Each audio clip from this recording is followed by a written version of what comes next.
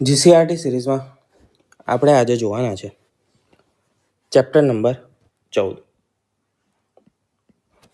Chapter number 14નું નામ છે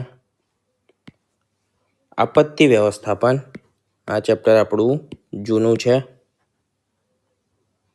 એનું નામ રહી ગયું આપણે કાઢવાનું, તો કાઢી નાખીએ.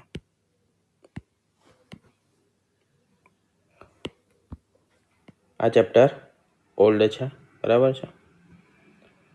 13મું ચેપ્ટર હતું માનવ સંસાધન, જે આપણે ઓલરેડી જોઈ ચૂક્યા છે. આજના ચેપ્ટરનું નામ છે આપત્તિ વ્યવસ્થાપન. શું છે? આપત્તિ વ્યવસ્થાપન. આપત્તિ એટલે કે ડિઝાસ્ટર,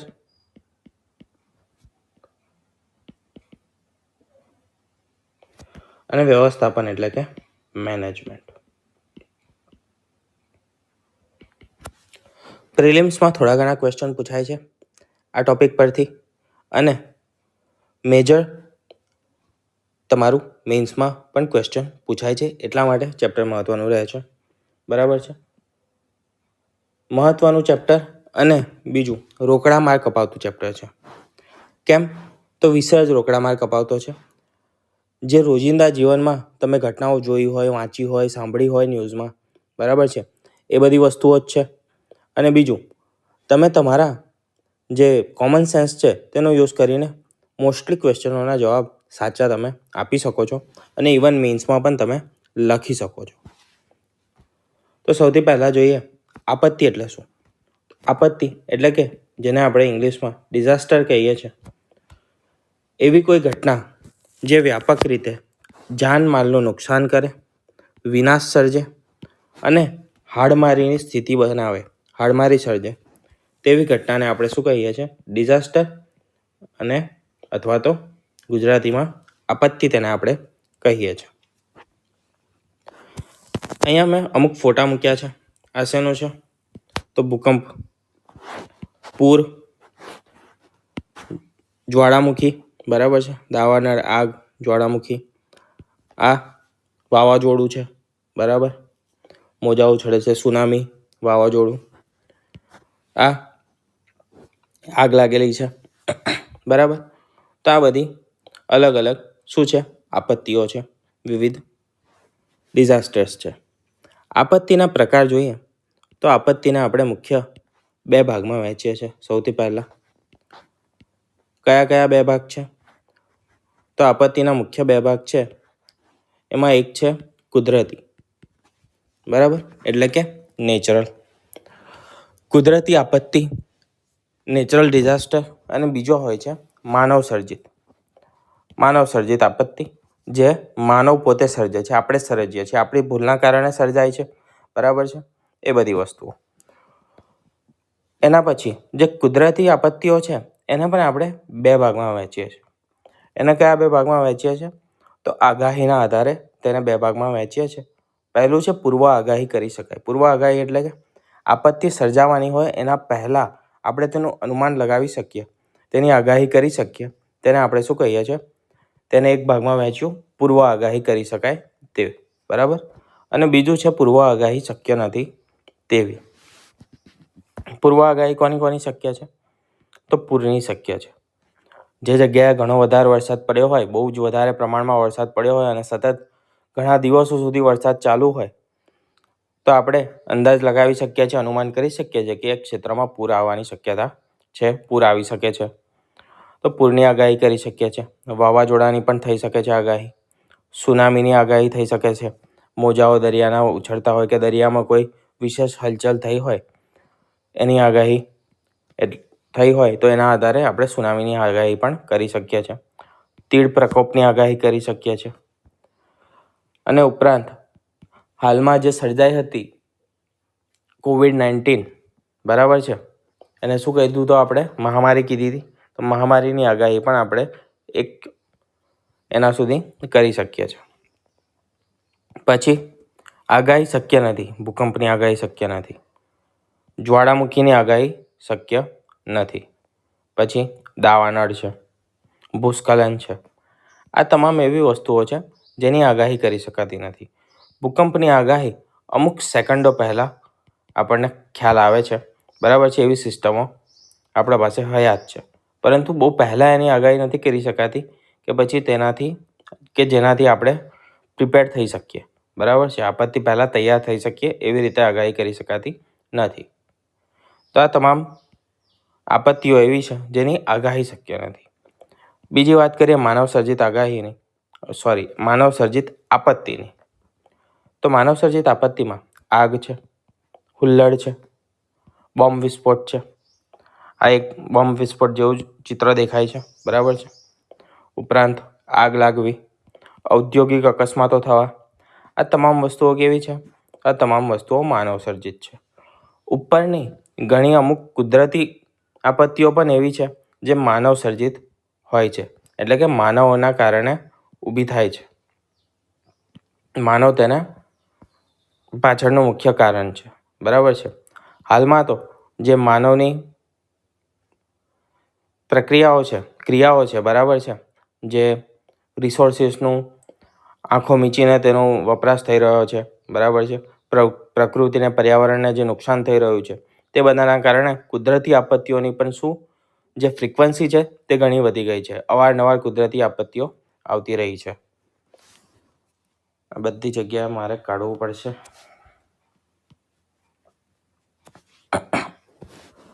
દાવાનળ સૌથી પહેલી આપત્તિ, બરાબર છે.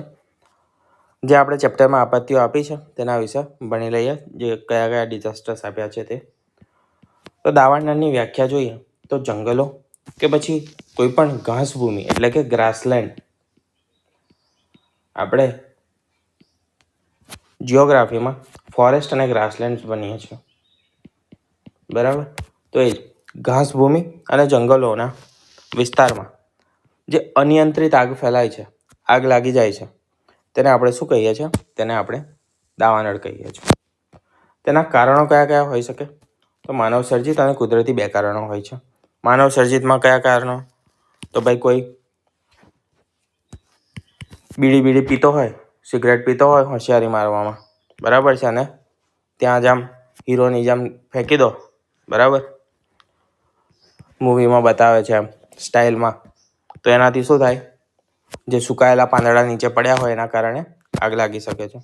બીજું, પશુ ચાલકોની બેદરકારી એટલે કે જે પશુ ચરાવવા માટે લોકો જતા હોય છે ત્યાં, તો એ લોકો નાના ચૂલા બનાવતા હોય છે, બરાબર છે, પોતાનો ખોરાક તૈયાર કરવા માટે, ચા બનાવવા માટે, કંઈ પણ વસ્તુ માટે, કે પછી કેમ્પ ફાયર કરવા માટે, ઠંડી હોય તો ઠંડીથી બચવા માટે લાકડાઓ કાપીને એક બોન ફાયર જેવું નાનું અમથું ચૂલો કે પછી તાપણું બનાવતા હોય છે.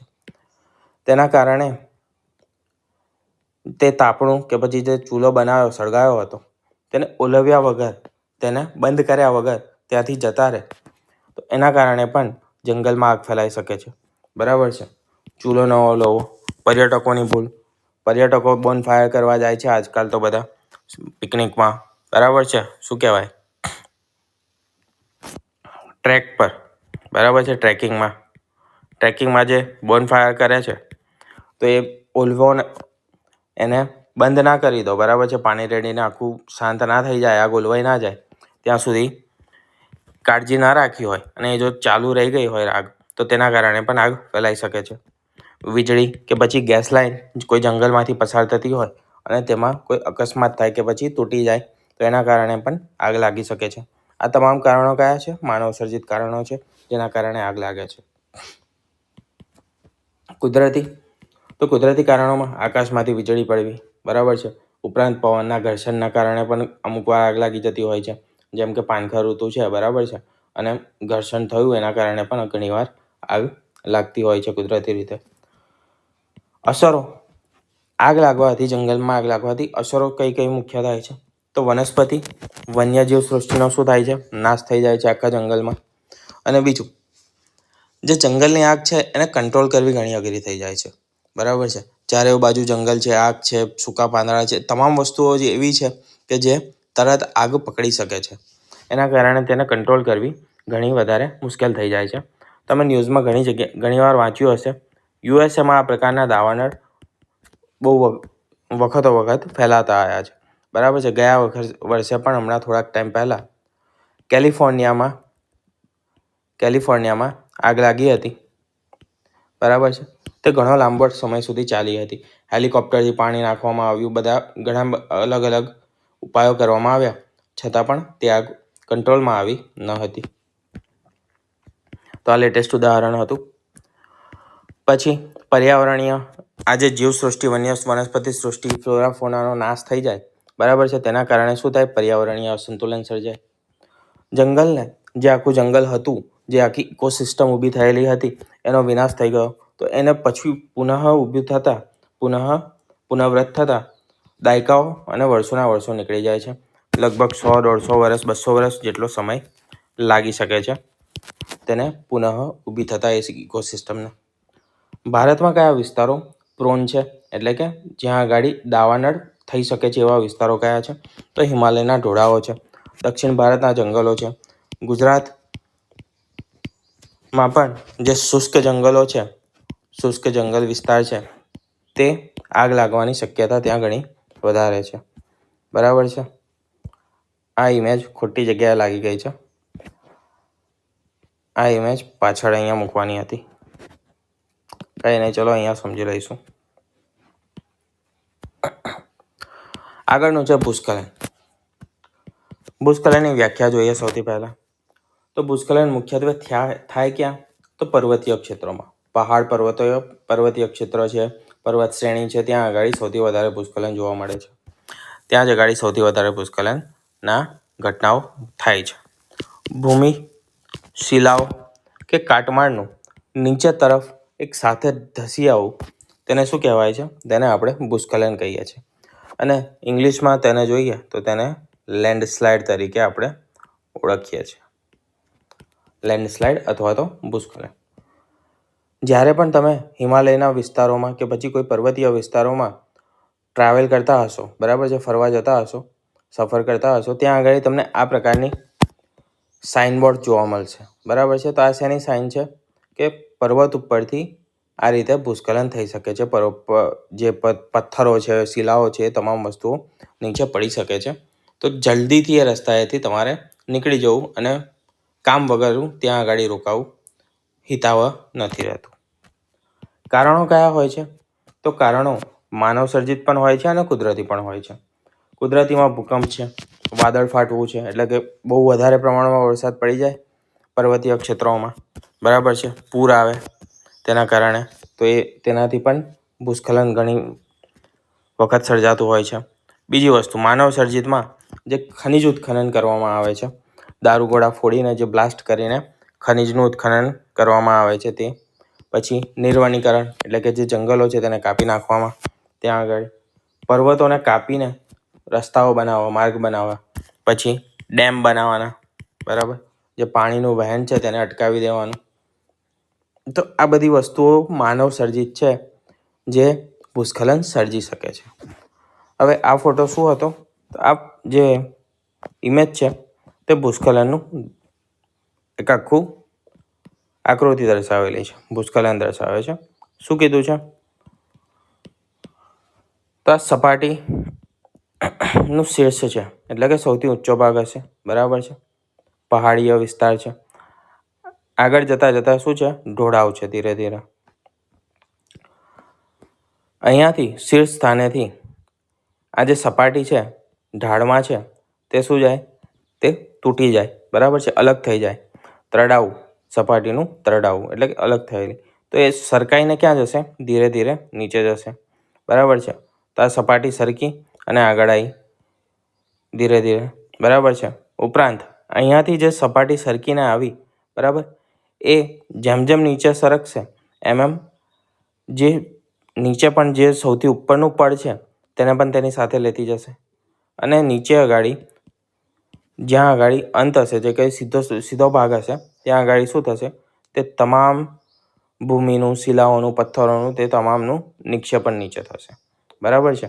તો આ રીતે જે સપાટીનો ભાગ જમીનનો નીચે ઘસાઈને આવી જાય છે તેને આપણે શું કહીએ છીએ? ભૂસ્ખલન કહીએ છીએ, બરાબર. તેને ભૂસ્ખલન કહેવામાં આવે છે.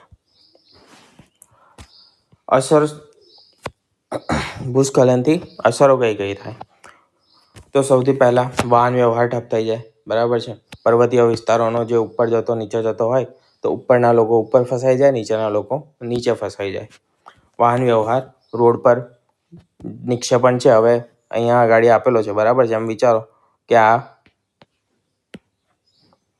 આ રોડ હતો, અહીંયા ગાડી એક હાઈવે જતો હતો, રોડ પાડ્યો હતો, બરાબર. આ રીતે એક રોડ હતો, એના પર ઉપરથી આવીને બધું પડી જશે, નિક્ષેપિત થઈ જશે, બરાબર છે. આખી સપાટી ભૂસ્ખલનના કારણે તો આ રોડ અહીંયા આગળ બંધ થઈ જશે. નીચેવાળા ઉપર નહીં જઈ શકે ને ઉપરવાળા નીચે નહીં આવી શકે, તો વાહન વ્યવહાર ઠપ થઈ જશે. માનવ સર્જિત વસાહતોની તારાજી થશે, બરાબર છે. પહાડી વિસ્તારમાં જે પણ ઘરો રહેલા હશે, અહીંયા ફોટામાં એક બતાવ્યું છે એક્ઝામ્પલ તરીકે, તે પણ જમીનની સાથે નીચે જતા રહેશે. કાં તો પછી ઉપરથી જે નિક્ષેપણ થશે ભૂસ્ખલનમાં, જે જમીન શિલાઓ પડશે તો એમાં તૂટી જશે, આર્થિક નુકસાન થશે. ખેતીલાયક જે જમીન હશે તે નકામી બની જશે. પ્રભાવિત વિસ્તારો કયા કયા છે? તો ભારતમાં કુમાઉં ગઢવાલ એટલે કે જે ઉત્તરાખંડમાં આવેલો છે હિમાલયનો વિસ્તાર, તે સૌથી વધારે ભૂસ્ખલન માટે પ્રોન વિસ્તાર છે, બરાબર છે. ત્યાં સૌથી વધારે પ્રમાણમાં ભૂસ્ખલન થાય છે. પછી પશ્ચિમ બંગાળમાં દાર્જિલિંગ છે, તે આખો જે હિમાલયનો વિસ્તાર છે તે શેના માટે? ભૂસ્ખલન માટે સૌથી વધારે પ્રોન છે. ગુજરાતની વાત કરીએ તો ગુજરાતમાં સાપુતારા, ઈડર, અંબાજી, દાતા વગેરે જગ્યાએ વિનાશકતા આવી શકે છે. પરંતુ જે હિમાલયની ભૂસ્ખલન છે, બરાબર છે, એના હિસાબે આ કેવું છે? અલ્પ છે, ઘણું બધું પ્રમાણ તેનું ઓછું છે. આગળ જોઈએ.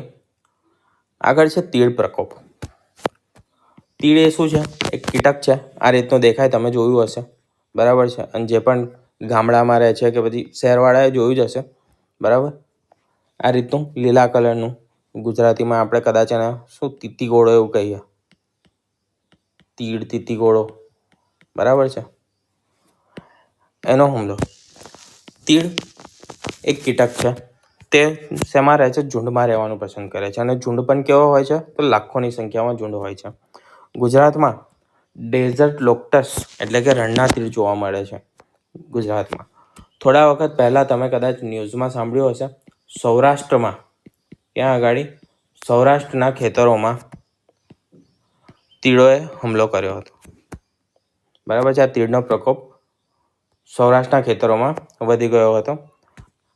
એકાદ વર્ષની જ વાત છે, બહુ એક્ઝેક્ટ ટાઈમ યાદ નથી, બટ છેલ્લા 2 વર્ષમાં આ વસ્તુ બની છે, બરાબર. તો આ જે તીડ છે એ આવે છે ક્યાંથી? તો એ આવે છે મુખ્યત્વે આફ્રિકાથી, બરાબર છે. આફ્રિકાથી આવે છે. ક્યાંથી? આફ્રિકાથી મિડલ ઇસ્ટ થઈને, મિડલ ઇસ્ટમાં અત્યારે શું ચાલે છે? યુદ્ધ ચાલે છે, બરાબર. તો એ વિસ્તારમાંથી જે આખું ઈરાન, કુવૈત બધા વિસ્તારો છે ત્યાંથી પાકિસ્તાન થઈને ગુજરાતમાં આવે છે. પાકિસ્તાન અને પછી ગુજરાત. તો આ એ લોકોનો રૂટ છે. તે કેવા હોય છે? ખાઉતરા હોય છે. તેનું જેટલું વજન હોય ને તીડનું, એટલું વજનનું એ પોતે ખોરાક ખાઈ જાય, એટલું ખાઈ જાય. એટલા માટે તેને ખાઉતરા તીડ તરીકે ઓળખવામાં આવે છે. કેટલાક તીડ, કારણ કે તેને પોતાના, અહીંયા લખેલું જ છે, પોતાના વજન જેટલું તે ખાવાની ક્ષમતા ધરાવે છે. અને લીમડા છોડીને, એટલે કે જે લીમડાનું ઝાડ છે, લીમડો વનસ્પતિ જે છે, તેને છોડીને તમામ વનસ્પતિઓ તે ખાઈ જાય છે. માર્ગ શું છે? તો આફ્રિકાથી નીકળીને મધ્ય પૂર્વના દેશો, પાકિસ્તાનથી થઈને ભારત આવે છે. ભારતમાં પણ મુખ્યત્વે રાજસ્થાન અને ગુજરાતમાં તે હુમલો કરે છે, બરાબર છે. ત્યાં આગળ તેમનો સૌથી વધારે પ્રકોપ જોવા મળે છે. તેના નિયંત્રણ માટે કેવા પગલાં લેવામાં આવે છે? તો ઢોલ નગાડા વગાડીને, એટલે કે અવાજ વધારી દેવામાં આવે ખેતરોમાં, મોટો જોરથી અવાજ કરવામાં આવે, જેનાથી તે લોકો ત્યાં આગળ નીચે ઉતરે નહીં, બરાબર છે. આવતા હોય તો તે જગ્યાએ વધારે રોકાય નહીં, એના માટે ઢોલ નગાડા વગાડીને અવાજ કરવામાં આવે છે. ખેતીવાડી વિભાગ દ્વારા સૂચના આપવામાં આવે છે અને જંતુનાશક દવાઓનો છંટકાવ કરવામાં આવે છે. ગુજરાતમાં અસર કરતા મુખ્ય જગ્યાઓ કઈ કઈ છે? તો તે છે કચ્છ, પાટણ, બનાસકાંઠા, સુરેન્દ્રનગર અને મહેસાણા. એટલે કે ઉત્તર ગુજરાતનો ભાગ. કયો? ઉત્તર ગુજરાતનો ભાગ છે. આગળ જોઈએ મહામારી. મહામારી એટલે પેન્ડેમિક. બરાબર. હમણાં જ આપણે એક મહામારી જોઈ, કઈ? કોરોનાની. એના જ આધારે આ ચેપ્ટર મૂકેલું છે. મહામારી સમજતા પહેલા આપણે અમુક શબ્દો સમજી લઈએ.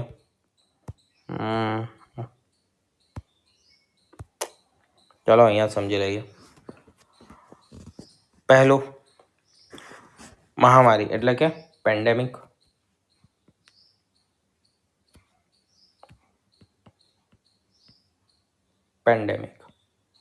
પેન્ડેમિકનો મતલબ થાય મહામારી. પછી બીજો એક શબ્દ હોય છે એન્ડેમિક.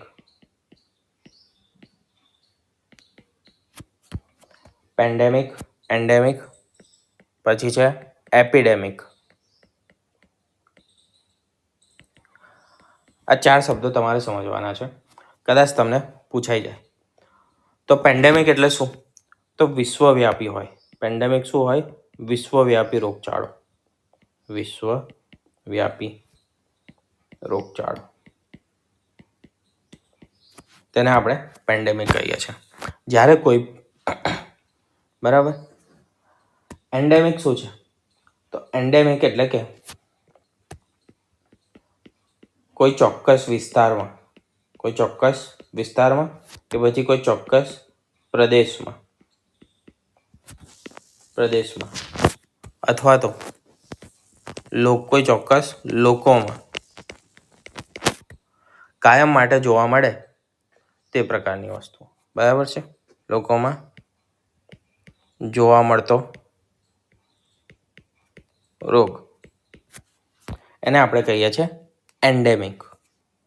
અને એપિડેમિકની વાત કરીએ તો એપિડેમિક એટલે જ્યારે કોઈ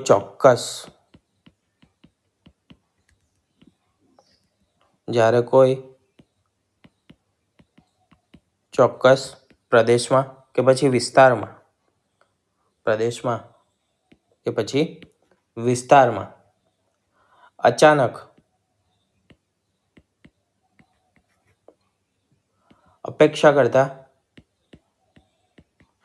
કરતા વધુ લોકો બીમાર પડે,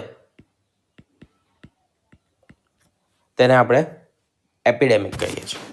બરાબર. તો વસ્તુ કેવી થઈ? કઈ વસ્તુ હતી? એન્ડેમિક એટલે કે તે વિસ્તારમાં હાજર જ છે. બરાબર છે? તે વિસ્તારમાં હાજર જ છે, એ વસ્તુ ત્યાં આગળ થાય જ છે. જેમ કે આનું ઉદાહરણ લઈએ તો આફ્રિકામાં મુખ્યત્વે મેલેરિયા જે છે તે જોવા મળે છે. બરાબર છે? આફ્રિકાના અમુક ભાગોમાં મેલેરિયા હોય છે, ત્યાંના લોકોમાં છે. તો મેલેરિયા એ ત્યાંના લોકો માટેનો શું છે? તે એન્ડેમિક છે. બરાબર. આફ્રિકા માટે તે એક એન્ડેમિક છે, આફ્રિકાના લોકો માટે મેલેરિયા. પછી વાત કરીએ એપિડેમિક. તો એપિડેમિક એટલે કે કોઈ એક જ ચોક્કસ વિસ્તારમાં બહુ બધા લોકોના એ બીમારી લાગી જાય. બરાબર છે? કોઈ ચોક્કસ વિસ્તાર હોય, જેમ કે આપણે સુરતમાં પ્લેગ ફેલાયો હતો. બરાબર છે? તો એ સમયે શું થયું હતું? જ્યારે સુરતમાં પ્લેગ ફેલાયો તો સુરતમાં પ્લેગના રોગીઓ ઘણા બધા વધી ગયા હતા. બહુ બધા લોકોને રોગ થવા લાગ્યો હતો પ્લેગનો. બરાબર. મારા ખ્યાલથી 1994 હતું. બરાબર છે? 94 કે 95ની આસપાસમાં એ વસ્તુ થઈ હતી. તો તેને આપણે કહીએ છીએ એપિડેમિક. તો પ્લેગ શું હતો? તો પ્લેગ હતો એપિડેમિક, માત્ર સુરતના વિસ્તારમાં હતો. જ્યારે જે કોરોના કેવો હતો? વિશ્વવ્યાપી હતો. આખા વિશ્વમાં, આખી દુનિયામાં ફેલાયો હતો. બરાબર છે? એને આપણે શું કહીએ છીએ? એને આપણે પેન્ડેમિક કહીએ છીએ. બરાબર. વ્યાપક વિસ્તારમાં અનેક લોકો ઝડપથી જે વિષાણુજન્ય રોગ છે તેનો ભોગ બને તેવી સ્થિતિને આપણે કહીએ છીએ મહામારી અથવા તો પેન્ડેમિક. મુખ્ય રોગો આના પહેલા કયા ફેલાયા હતા, જેને મહામારી જેવી સ્થિતિ સર્જી હતી? કોરોના પહેલા ઇબોલા વાયરસ પણ ઘણો ફેલાયો હતો. એના પહેલા સ્વાઇન ફ્લૂ, ડેન્ગ્યુ, બરાબર છે. પછી કોરોના આવ્યો, પ્લેગ, બરાબર. આ જે સુરતનું એક સ્પેસિફિક હતું એ પણ હતું, પણ પ્લેગ એના સિવાય એના પહેલાં સુરત પહેલાં બહાર પણ ઘણી જગ્યાએ ફેલાયો હતો, બરાબર છે. ઇન્ડિયામાં મુખ્ય જે એપિડેમિક સેન્ટર બન્યું હતું પ્લેગનું, જે એક સેન્ટર બન્યું હતું તે હતું સુરત. પછી શીતળા. તો આ બધા જે રોગો છે તે આના પહેલાં મહામારીનું સ્વરૂપ લઈ ચૂક્યા હતા. કોવિડ-19ની વાત કરીએ તો કોવિડ-19 એ 2019ના અંતમાં ક્યાંથી નીકળ્યો હતો? તો ચીનના વુહાનથી શરૂ થયો હતો. સૌથી પહેલી શરૂઆત થઈ હતી ચીનના વુહાનથી. WHOએ 11 ફેબ્રુઆરી 2020ના રોજ તેનું નામ આપ્યું કોવિડ-19. કોવિડ-19 નામ કેમ આપેલું છે? તો CO, જે CO છે એટલે એનું નામ છે કોરોના. CO એટલે કે એ કોરોનાનું શોર્ટ ફોર્મ છે. પછી VI એટલે કે વાયરસ, અને 19 એટલે કે 2019માં ડિસેમ્બર 2019માં તેના ફેલાવાની શરૂઆત થઈ હતી. એટલા માટે 19 રાખવામાં આવ્યું છે. એ રીતે તેનું નામ પડ્યું છે કોવિડ-19. બરાબર. નિયંત્રણના પગલાં શું હતા? તો લોકડાઉન કરવામાં આવ્યું હતું. ક્વોરન્ટીન, માસ્ક, સોશિયલ ડિસ્ટન્સિંગ અને રસીકરણ એટલે કે વેક્સિનેશન જેવા ઉપાયો લેવામાં આવ્યા હતા. આર્થિક અને શૈક્ષણિક કામગીરી જે હતી તે ઠપ થઈ ગઈ હતી. લાખો લોકોના મૃત્યુ થયા હતા. અરાજકતાનો માહોલ સર્જાયો હતો મહામારીથી. હવે આગળ વાત કરીએ તો ઔદ્યોગિક અકસ્માત. ઔદ્યોગિક અકસ્માત મુખ્યત્વે કેવા હોય છે? તો માનવ સર્જિત હોય ઔદ્યોગિક અકસ્માત, બરાબર છે. કારણો કયા હોય છે? માનવીય ભૂલ, યંત્રોની સારવારનો અભાવ અથવા તો યાંત્રિકી ખરાબી, ઝેરી ગેસ ગળતર એટલે જે જંતુનાશક કારખાનામાં જોવા મળે છે. આપણે સર્જાયો હતો કયો? તો ભોપાલ ગેસ ટ્રેજડી જે થઈ હતી તે એક ઔદ્યોગિક અકસ્માત હતો, એટલે કે ઇન્ડસ્ટ્રીયલ ડિઝાસ્ટર હતો. સાલ કઈ હતી? 1984 કે એવી કોઈ હતી કદાચ, એક્ઝેક્ટ યાદ નથી મને, બટ કઈ એવી જ હતી. પછી વિસ્ફોટ, ફટાકડા, રિફાઇનરીમાં જે આગ લાગે તે પ્લાસ્ટિક અને કેમિકલ ફેક્ટરીઝમાં પણ એ વસ્તુ થઈ શકે છે. સાવચેતીની પગલાં, તો ગેસના ગળતર સમયે પવનની વિરુદ્ધ દિશામાં દોડવું, બરાબર છે. કેમ કે આગ ક્યાં જશે? જ્યાં આગળ પવન હશે, પવનની જે દિશા હશે એ દિશામાં આગ વધારે ફેલાશે. તો પવનની વિરુદ્ધ દિશામાં આપણે દોડવું. રાહત કામગીરી માટે પોલીસ અને એમ્બ્યુલન્સને રસ્તો આપવો. તાલીમ વગર બચાવ કામગીરીમાં પડવું નહીં. જાનહાનિ, કાયમી વિકલાંગતા અને પર્યાવરણીય પ્રદૂષણ એ મુખ્ય અસરો છે જે ઔદ્યોગિક અકસ્માતથી થઈ શકે છે. આપત્તિની અસરો અને પુનઃસ્થાપન. તો થયેલા નુકસાનને ઠીક કરવા માટે સરકાર કરોડોનો બોજ પડે છે સરકાર પર, બરાબર છે. તો આર્થિક રીતે સરકાર પર બોજ વધી જાય છે. સામાજિક કમાનારા વ્યક્તિના મૃત્યુથી પરિવારની સ્થિતિ કફોડી બને છે. વિકલાંગ બન્યા લોકો કેવા થઈ જાય છે? વિકલાંગ થઈ જાય, કોઈનો હાથ પગ તૂટી જાય આપદામાં, તો એ બધી વસ્તુ થઈ જાય. તેના કારણે શું થઈ જાય? ડિપ્રેશન, હતાશા આવી શકે છે. સરકારની ભૂમિકા તો તબક્કાવાર રાહત, મદદ અને પુનર્વસન એટલે કે રિહેબિલિટેશનની કામગીરી કરવી, બરાબર છે. એ મુખ્યત્વે આપણે કાર્ય કરી શકીએ છીએ આપત્તિની અસરો અને પુનર્વસનમાં, બરાબર છે. તો આ હતું નાનું આમ તો આપણું ચેપ્ટર. હવે જોઈએ MCQs. નીચેનામાંથી કઈ આપત્તિ પૂર્વગ્રહ કરવી શક્ય નથી? તો પૂરનું કરી શકીએ છીએ, વાવાઝોડાનું કરી શકીએ છીએ, ભૂકંપને નથી કરી શકતા. તો આપણો જવાબ આવશે ભૂકંપ, બરાબર, સી. આગળ, જંગલો કે પછી ઘાસભૂમિના વિસ્તારોમાં ફેલાતી આગ છે તેને શું કહેવામાં આવે છે? તો તેને આપણે કહીએ છીએ દાવાનળ. જ્વાળામુખી કોને કહીએ? તો જે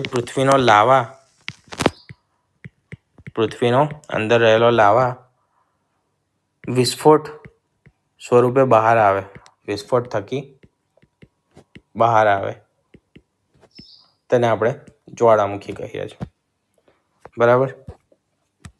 ભૂસ્ખલન એટલે કે લેન્ડસ્લાઇડની ઘટના વિશેષતઃ કયા વિસ્તારમાં જોવા મળે છે? તો પહાડી વિસ્તારમાં એટલે કે પર્વતીય વિસ્તારોમાં વિશેષ કરીને જોવા મળશે. ગુજરાતમાં કયા પ્રકારના તીડનું આક્રમણ જોવા મળે છે જે ખાઉધરા તીડ તરીકે પણ ઓળખાય છે? તેને આપણે કહીએ છીએ ડેઝર્ટ લોક્ટસ જેને રણના તીડ તરીકે ઓળખવામાં આવે છે. કોવિડ-19 એ કયા વિષાણુ વાયરસ દ્વારા થતો રોગ છે? તો કોવિડ-19 એ SARS-CoV-2. આ નામ યાદ રાખજો. જીપીએસસીમાં યુપીએસસીમાં પણ પૂછાઈ ચૂક્યું છે. બરાબર છે. આ જે નામ છે SARS-CoV-2 એ નામ યુપીએસસી જીપીએસસી બંનેમાં પૂછાઈ ચૂક્યું છે. ક્લાસ 3માં પણ તમને પૂછાઈ શકે છે. બરાબર છે. આગળની એક્ઝામ્સમાં ઔદ્યોગિક અકસ્માતમાં જો ગેસ ગળતર થાય તો બચાવ માટે કઈ દિશામાં દોડવું? તો હમણાં જ આપણે જોયું કે પવનની વિરુદ્ધ દિશામાં દોડવું. તીડ કઈ વનસ્પતિ સિવાય લગભગ તમામ પ્રકારની વનસ્પતિ ખાય છે? તો તીડ જે છે તે લીમડા સિવાયની તમામ વનસ્પતિઓ ખાય છે. નીચેનામાંથી કઈ માનવ સર્જિત આપત્તિ છે? તો માનવ સર્જિત આપત્તિ કઈ છે? બોમ્બ વિસ્ફોટ. પર્વતીય હાલમાં ચાલુ જ છે યુદ્ધ સ્વરૂપે બોમ્બ વિસ્ફોટ. પર્વતીય વિસ્તારોમાં ભૂસ્ખલન માટે કઈ માનવીય પ્રવૃત્તિ જવાબદાર ગણાય છે? તો તે છે ખનિજ ઉત્ખનન અથવા તો ખનિજ ખનન, જ્યાં વિસ્ફોટ કરીને ખનિજ કાઢવામાં આવે છે. WHO દ્વારા કોવિડ-19નું નામ કઈ તારીખે આપવામાં આવ્યું હતું? 11 ફેબ્રુઆરી 2020ના રોજ આપવામાં આવ્યું હતું. તારીખ મોસ્ટલી તમને નહીં પૂછે. બરાબર છે. પણ હા, કોવિડનું ફૂલ ફોર્મ પૂછી શકે છે કોવિડ-19.